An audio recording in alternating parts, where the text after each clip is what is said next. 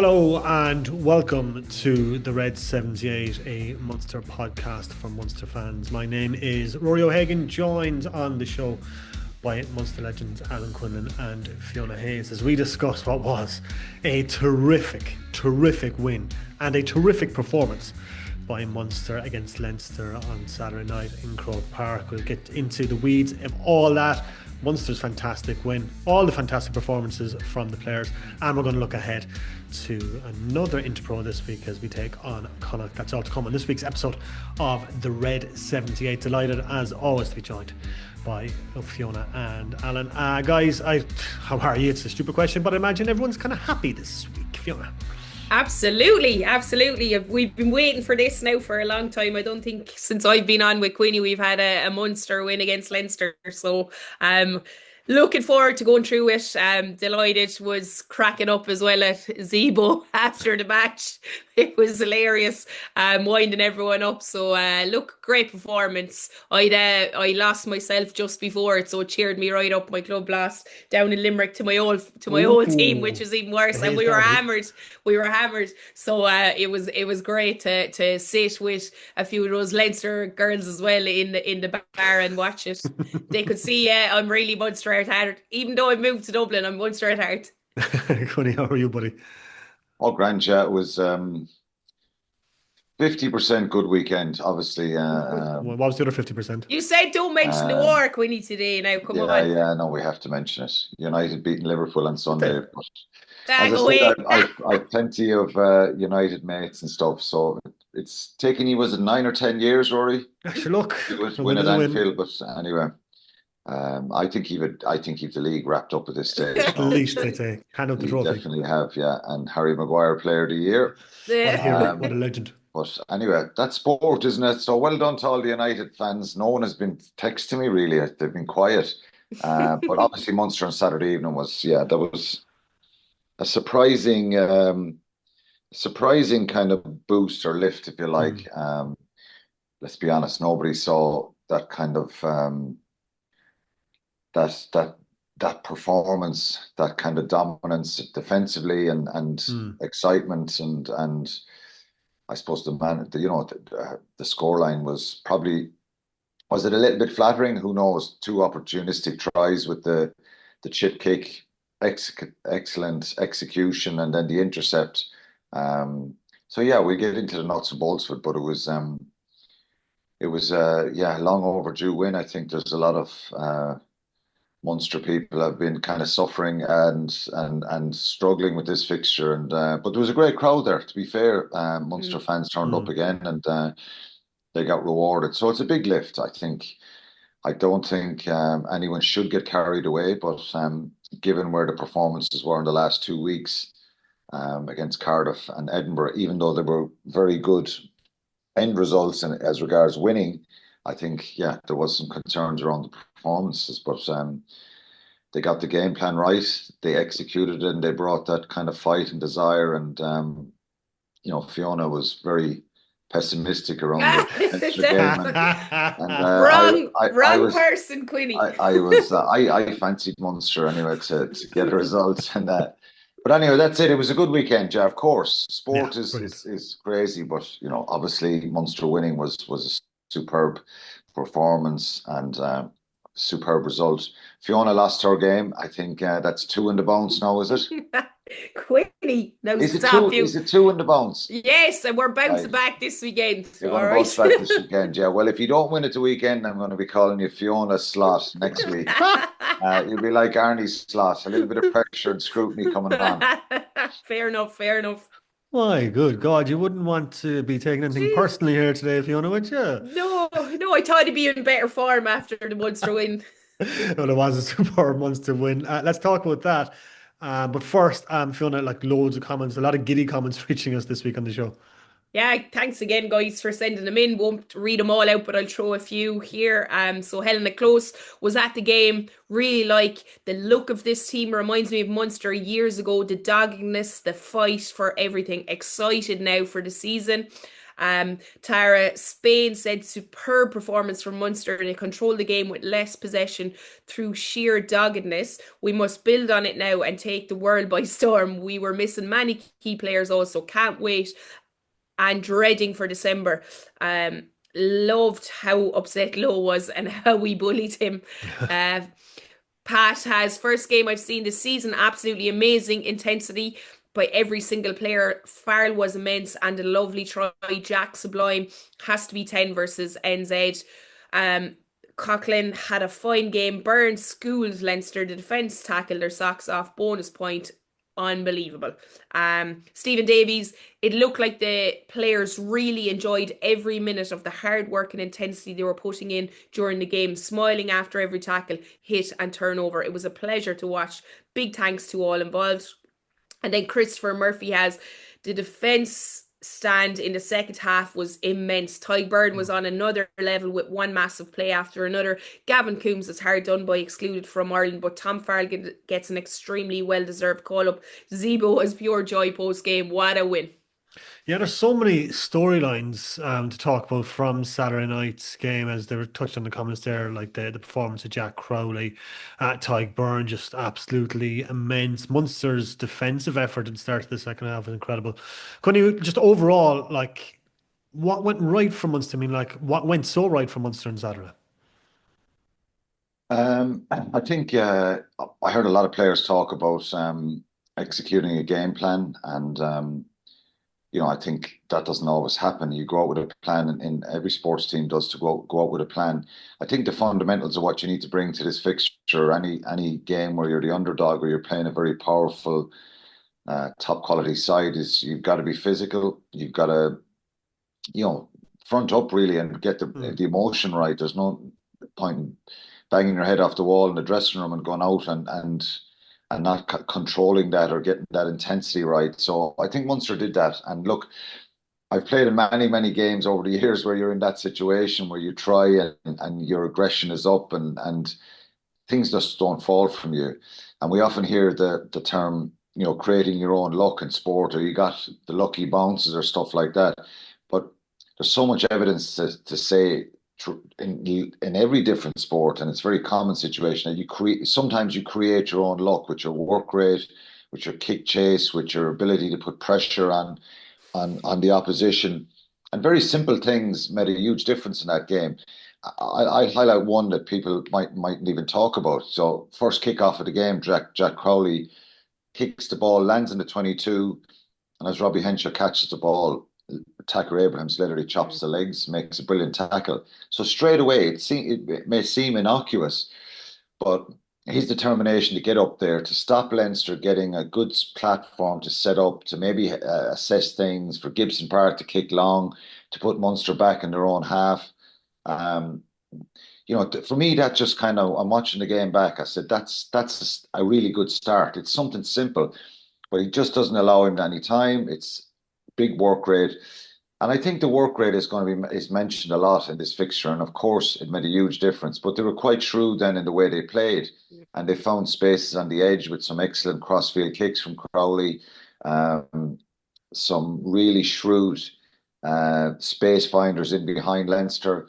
And I think they were brave in their attack. And if you go back to the game last year in Croke Park, and even the game in Thomond Park, Munster chasing the game a lot, and they're creating stuff, and Leinster are the ones who were rock solid in defence. So this time Munster didn't panic at the start when they went 7 points down. They reacted well, and they get the Brian Gleeson try, and then they're actually, they're invigorating themselves with some of the things they're doing, the offloads, the little line breaks, and I think Munster had, was it 10 line breaks they had in the game. It was very, very impressive. I think, really shrewd in the game plan and that execution. So you can bring the stuff that I said at the start, that aggression, that intensity, that work rate, but you have to back it up with some quality and winning moments. I think Clayton McMillan said that after the game, and Munster won a lot of moments. They forced a lot of turnovers for Leinster, and I think, I mean this very respectfully, and of course people can criticize me or critique me or say to me that, well, I wasn't that optimistic.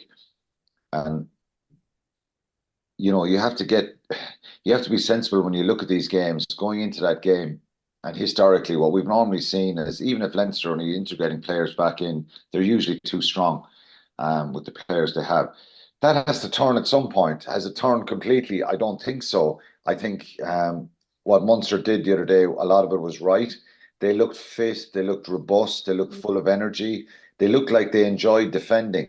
But what's the big difference here, Rory, is they were the ones in the lead. Mm. So they're not chasing. They're not having to take unnecessary risk in certain situations. And there was periods there, particularly around the 60-minute mark, where they're getting battered, they're under pressure. Getting battered is too much, I think, but they're under pressure, and Leinster are multi-phase, multi-phase, multi-phase, and then they come up with a turnover. Then they come up with a big moment. Leinster got to their line a few times in that second half. They get big turnovers. So um, yeah, they won those moments, but I think their application and their energy was superb, and they looked fit, and it was such an increase in intensity from what we saw against Cardiff and what we saw against Edinburgh. And again, I did say it last week, and I'd clarify it again. When you pick 35 players in your first three games, it is a very risky Yeah. situation regarding cohesion. If it works, which they got the results, and then maybe that little bit of movement to players and stuff, um, maybe it's benefited the team. Maybe it will throughout the season. So, on the evidence of the results, they've had a fantastic start, and I think when you have 65% possession, Leinster have they've 69% territory. Uh, Um, Munster make 271 tackles as opposed to 117. They missed only 18 tackles out of there were 93% success rate in their tackle count. So that'll please Dennis Leamy immensely, as the rest of the coaches. So that's the evidence that's there. That defence really was what won it.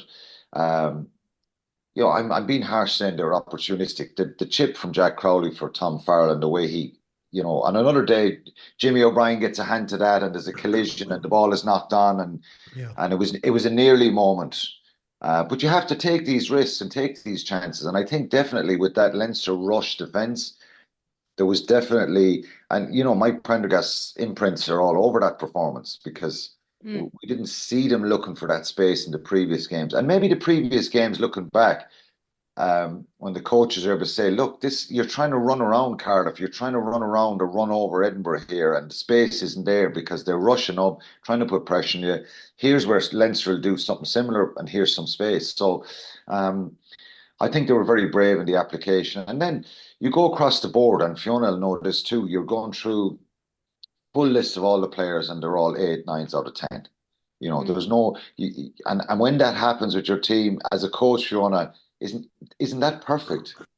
Because by and large, you're on the right side of the result then. So this was, make no bones about it, was a shock result because we didn't see it coming.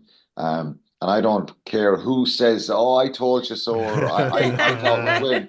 Like that's just a reality. Yeah. Absolutely. My own brother said to me on Saturday, "I have a good feeling about today," and I asked him, "Well, based on what?"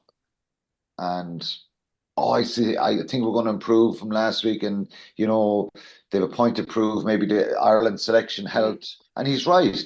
But he just had this good feeling. I said, fair enough. And but based on logic, where can Munster break Leinster down? Where can they hurt them? Where can they cause them problems? And when you look at the Leinster selection, it's close to a full side. Okay, Caelan Doris and Jack Conan are probably two, and Ryan Baird, but they can't play them all. Josh van der Fleer in the back row, so two of them would go into the back row. Um, Hugo Keenan can come in at Yeah. full back, but there's not a lot of other Mm. changes. They were all there. All the big guns were there. Andrew Porter's on, Ronan Keller starts. Sheehan can come off the bench. Furlong was there. RG Snyman, James Ryan, like that's incredible power and quality. So I think Leinster were a little bit off, and um, Munster were really up for this. And I think, do you know what the great thing was? It wasn't off the back of a loss. So if they lost in Edinburgh, you have that kind of axe to grind during the Yeah. week, and it Yeah. does. You get that. It wasn't off the back of a loss. So that's the impressive part here. So it would suggest that they took on board maybe some of the issues they had against Cardiff and Edinburgh around the physical stuff and maybe alignment and numbering up and accuracy around breakdown and all that kind of stuff and speed of breakdown. So they took that on board, and obviously they produced one of the best performances that we've seen from Munster in a long, long time. It's right up there with this game will be remembered for a long time, and I think that's not exaggerating it, because Leinster might say, look, it's taken a long time and you haven't beaten us in a league fixture in years, and um, Rainbow Cup and Cup semi-final, Munster did. But I'm saying in general, this league fixture is normally Leinster. So I don't think should overreact. I think the reaction now will, in the end of the podcast, will be about Connacht. Can they build on this? Couple of players away, couple of injuries again, and you got to back it up, because there's a little bit of a line in the sand around that intensity. That's in your control. This is the stuff that's in their control, because we don't, like, again, being respectful, I don't think this Munster team can go, because I don't think they can go and bully teams around Europe, even in the Champions Cup or even in the top teams in URC. But I think their collective can be their strength, and their collective on Saturday was outstanding, because you have a scrum that's under a lot of pressure. Yeah. You have a 37-year-old tight head, John Ryan. You have an academy player, Ronan Fox, on the bench, and you're coming up against multiple British and Irish Lions tours and regular Irish internationals. So, that was an area that was a concern and a worry, but yeah, a lot of the stuff that we've spoken about in the last couple of years around the attack looked sharp. Tacker Abrahams, I thought, in the wing, every time he gets the ball, he's just electric. He's attracts defenders. Dan Kelly, Nankivell, when Nankivell comes on, very unfortunate for Andrew Smith, because I think he's someone who's a really, really good player. But Munster have a little bit of comfort in depth there. So outstanding performance, and one we should celebrate, and the Munster fans should enjoy and should get a little bit of bragging rights, and it'll make the Christmas fixture unbelievable. So the next step in this fixture is back it up, win the two of them, and I'm sure Leo Cullen will be gunning to play Munster again back down in is it the day after Stephen's Day this year? But look, that's a long way off. I think it's up to Munster now to try and build on this, and I was really impressed with Clayton McMillan after the game. He was quite composed, relaxed, and the players were as well. And I know it's a small thing, but they weren't jumping around the place, going crazy, and it was like job done, really well done. I think celebrated that internally inside and really get the buzz from that. And I think it was out of respect for Leinster, because we have to respect what Leinster have done and where they've been. You mightn't like Leinster if you're a Munster fan, but like, they've been in a top quality side now for a long, long time. And I suppose a question you may ask, and Fiona can probably take this one, the Irish selection. I think the technical stuff here was really shrewd and good. So I think, just to clarify and finish on that point, Munster brought intensity, physicality, work rate, and they got that right. But they were tactically very good as well. I think they were really shrewd in the way they played. And when there was moments in that game that they attacked and they looked very, very dangerous, and to get a bonus point win at the end. But we can't ignore the fact that there's 21 Leinster players picked for Ireland last week, and I'm sure that was mentioned in the Munster dressing room. And for one per player, I spoke about Gavin Coombs last week, and I'm talking about being a fan of his, wanting more from him, and believing that I'd hate for Gavin Coombs to finish out his career with a handful of caps, where I think there's more there. And it's not this kind of nasty kind of exclusion situation that's going on all the time. I think he needs to do more, and I loved his reaction. And I think he is trying to, to come on the field and 20 tackles, he fronted up. He fronted up physically, and I think he had to do that, and that was a big statement as well. So I was really pleased for him, and it doesn't change hugely. Tom Farrell has been called into the Irish squad now, which is great reward for him as well. But these guys have to do it now consistently, back it up, and what a start. Like, you know, if they can win next Saturday against Connacht, 5 out of 5 before the November break would be a phenomenal start. So that Irish selection, Fiona, I'm sure was mentioned during the week. I'd be surprised if it wasn't. Absolutely, yeah. It definitely adds to that fuel to the fire, I'd say, Queenie. You know that yourself, especially because of form. And I think if you look at the first couple of games in particular, you're thinking, okay, is Andy Farr just picking guys he knows? Or is he actually picking players that are in form, like looking at what they can do? Yes, we know these guys can do it, but from a Munster perspective, it's like, what more can I do to be given a chance